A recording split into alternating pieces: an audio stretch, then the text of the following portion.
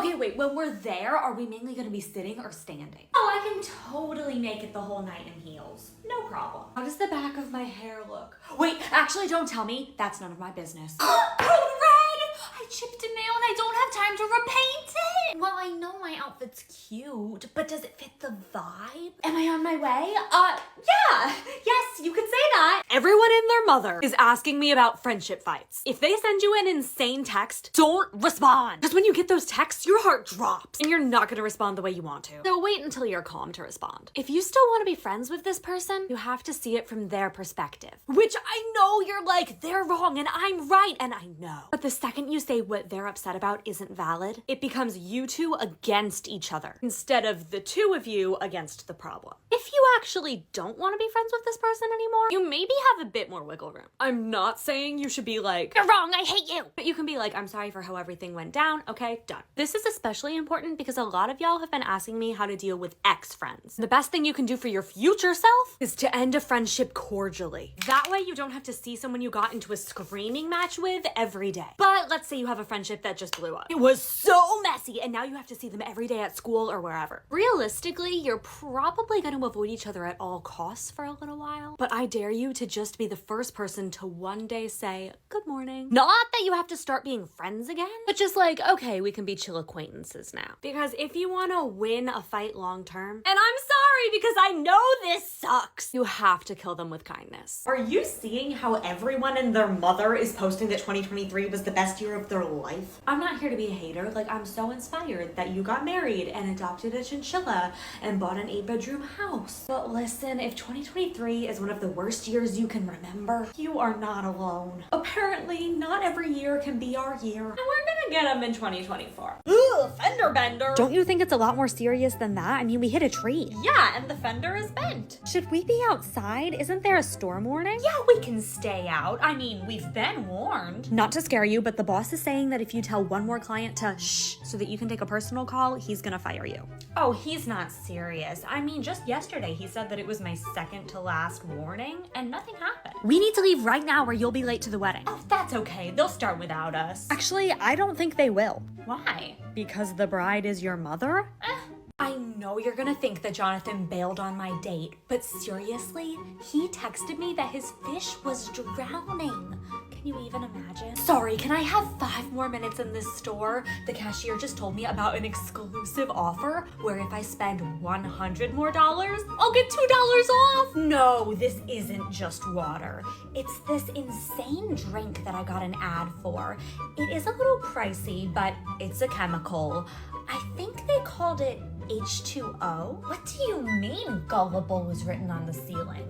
Are you sure it's in this room? You think you're mom's favorite? I'm glad you haven't caught on yet. Do you really want to be known as a snitch? No, I didn't ask before taking your sweater. But if you make me give it back, I'll tell mom how you said her outfit was frumpy yesterday. Are you bored? If you take out the trash for me just this once, I'll clean your room for a week. What? No, I never said that. I watched a tutorial on how to cut bangs. Do you want to do a road trip this weekend? I'm so happy you said that because my friend just went on a road trip and I've been thinking about it ever since. Oh, really?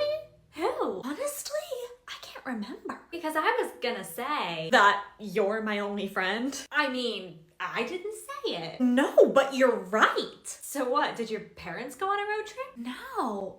Oh my gosh. It was a girl on TikTok. I need ice cream. That's a dessert. Says who? I feel like dinner's savory. I pity your closed mind. Olive Garden. I forgot that place existed. Me too, until I saw this video of a couple doing the unlimited pasta. Yes! Guys, I would be down. But we said we weren't gonna do any more ideas from social media. Right.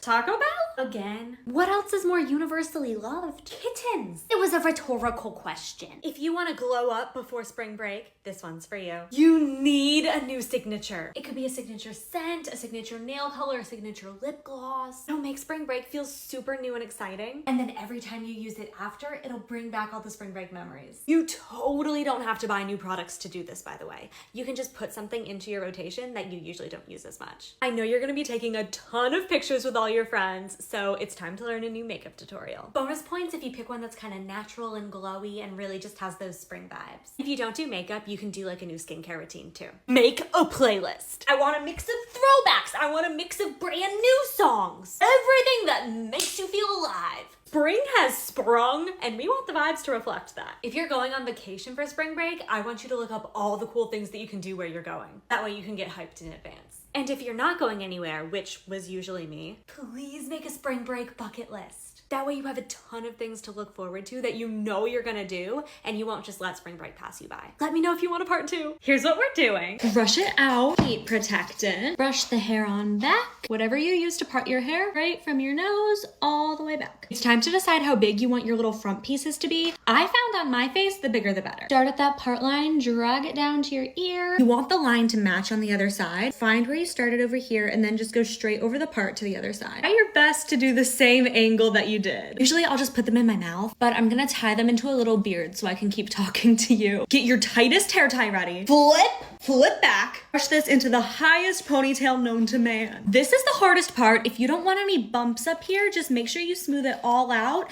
and hold it with your hand exactly where you want it to be. Tie it off. I have to tighten it a little. If you do have a lot of bumps, you can pull these out a little bit and it will make the whole thing poofy and kind of level out into like one big poof. With the ponytail, we're gonna take sections about this big. I'm using a curling wand. You can use whatever you usually use. I put my arms down on the vanity like this so that my arms don't get tired. All done. The goal is to kind of merge them into one giant curl. Make sure that you curl them all the same direction so that they can merge together. Like this. And then I like to take the ends and just curl them all together again to make it really cohesive.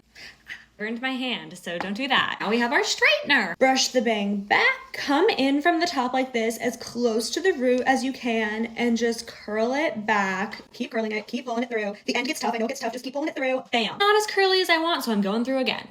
This is perfect. I'm gonna brush these out. It might be a mistake. Actually, no, I think that made it more cohesive. Did get some bumps after tightening it again, so I'm just gonna pin it down and push the bobby pin so that it's kind of hidden behind the hair tie. Now you have 3 options. Leave it. You can do a bow around it.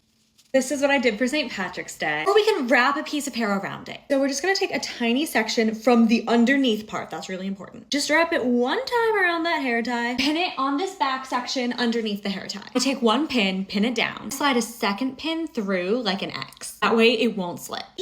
You got this! One night I was taking a walk along the river when I saw him together with a young girl. I can sit here all day like, I'm a bad bee, until you stop me at the exit of the grocery store and ask to look at my receipt. No one has ever asked me that before. So I'm like, oh, okay. And the guy just stares me down and says, as if he thinks that he caught me doing something. So now I'm digging through my bags like, sir, you have to believe me, I'm an upstanding citizen. Anyway, I did have my receipt, so proved him wrong. What's the one thing you're famous for in your friend group? Because mine is getting food poisoning. And people never believe me when I say this because I'm a vegetarian. But I woke up the other morning and it was like, here we go again. Then 3 throw-ups later, I was kind of like, okay, I can do this. I can get through this. Until I realized I have to leave my house today. I'm in the process of moving right now. So I had an apartment tour, which I couldn't reschedule because I'm going to Florida the rest of this week. So I show up to the apartment and I'm like,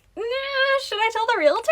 And I think I have to because what if I puke in the apartment? And she's like, oh, it's fine, no worries. And as I walk into the apartment, I'm like, you know what? I'm not even nauseous. I'm not gonna puke. But then as I'm walking through the rooms, I start feeling a little weak. I start feeling a little floaty because I certainly had nothing left in my stomach anymore. And I just stopped eating after a certain point because I knew it was gonna come back up. And apparently that was gonna be my downfall. Literally. So now I'm clutching onto the door frame. I'm walking a few steps to the kitchen, holding onto the counter for dear life. The realtor is telling me all the wonderful features of the apartment and I'm just like, I'm fading fast. I need to get out of there now. And at that very moment, the realtor is like, do you want to go out and look at the street? The fresh air slaps me in the face. I am revived, and I proudly made it out of there faint-free.